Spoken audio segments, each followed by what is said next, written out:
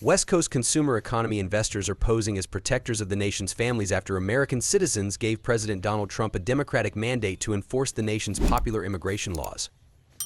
What he's promising isn't about border security. Todd Schulte, president of the leading pro-migration lobby group for investors, FWD.US, told Scripps News on November 5th. It's about expanding that and saying, there are 4 or 5 million U.S. citizen children who might lose their parents to deportation. And it's about building the sort of country that I don't think the American public wants.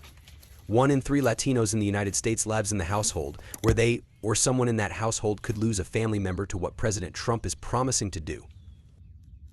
The FWD.US group was formed in 2013 by Mark Zuckerberg and other wealthy West Coast consumer economy investors.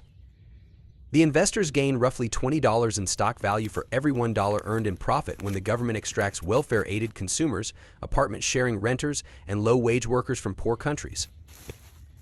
But Trump's majority win is a mandate, a full-blown mandate, responded Ken Cuccinelli, who reduced cross-border migration numbers when he was serving as Trump's acting Homeland Security chief from 2019 to 2021. He added, Trump didn't just win. He won with a specific agenda that has the political backing of the American people specifically to perform.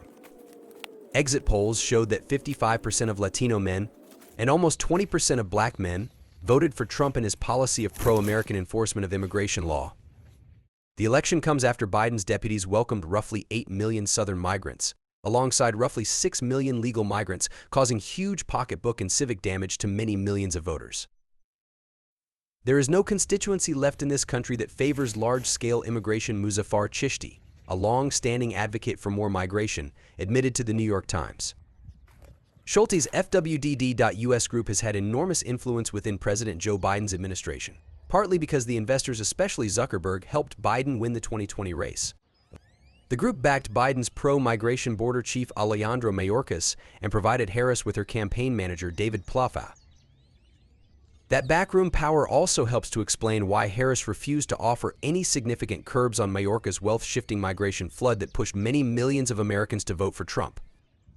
Mayorkas also created a political time bomb for the Democratic Party because his actions have allowed the GOP to shred the Democrats' claim to be champions of refugees, migrant children, and separated families. His economic strategy of extraction migration has expanded child labor in the United States, separated millions of adult migrants from their left-behind families, and quietly killed thousands of migrants in distant jungles, boats, snowstorms, and rivers. There were 2 images of his treacherous journey north that he couldn't get out of his head, reporter Albinson Linares from Telemundo.com said in 2023 about a Venezuelan migrant named Johan Torres. The first was how a migrant person who resisted a robbery in Mexico was killed with a machete. The other happened in the Panama jungle, when he saw a man leave behind his young daughter, waist deep in mud. He left her there, lying in the mud and crying, and I couldn't do anything because I was dying of exhaustion. But I can't forget that, he said with tears in his eyes. Failure has many fathers, but Mayorkas is the first among equals, noted Mark Zuckerberg, director of the Center for Immigration Studies. But Mayorkas' policy is widely supported in the Democratic Party, Krikorian said, adding, under this administration, even if somebody other than Mayorkas had been DHS secretary, how different would it have been?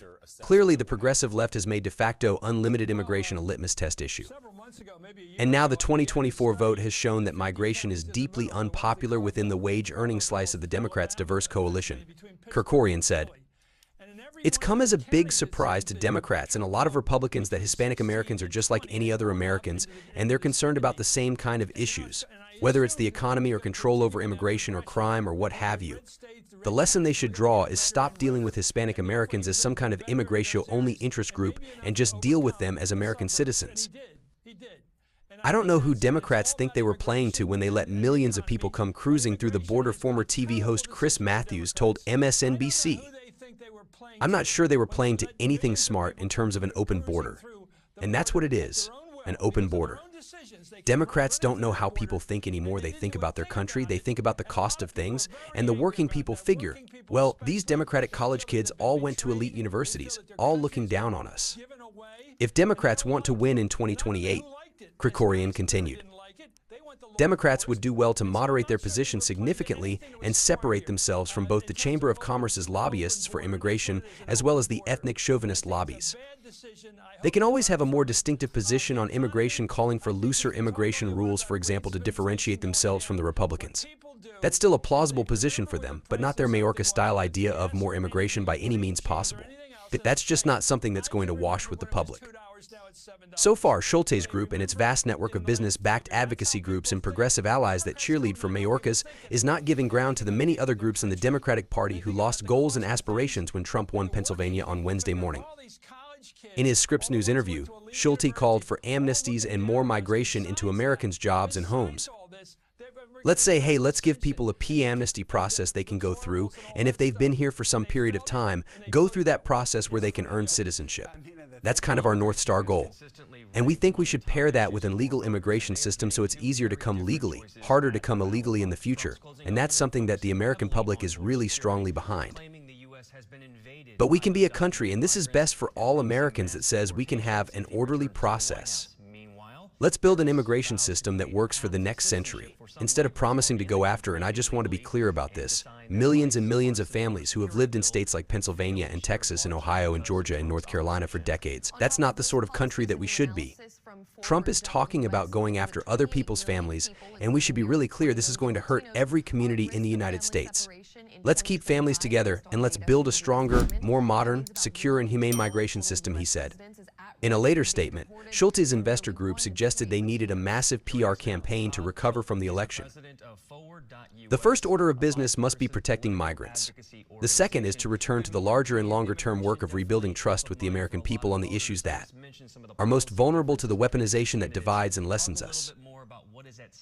Amid the election, many polls, young people, Latinos, blacks, and a growing share of white-collar professionals show that they prefer their government to deport illegal migrants, slow down the inflow of new migrants, and put ordinary Americans ahead of West Coast consumer economy investors. 5,000 children that he took away from their parents, and he took them away and kept them away from their parents for the purposes of having deterrence so that other people wouldn't try to come. And what he's promising, and promised it in that clip, isn't about border security. It's about expanding that and saying instead of 4,000 or 5,000 children, there are millions, 4 or 5 million U.S. citizen children who might lose a parent.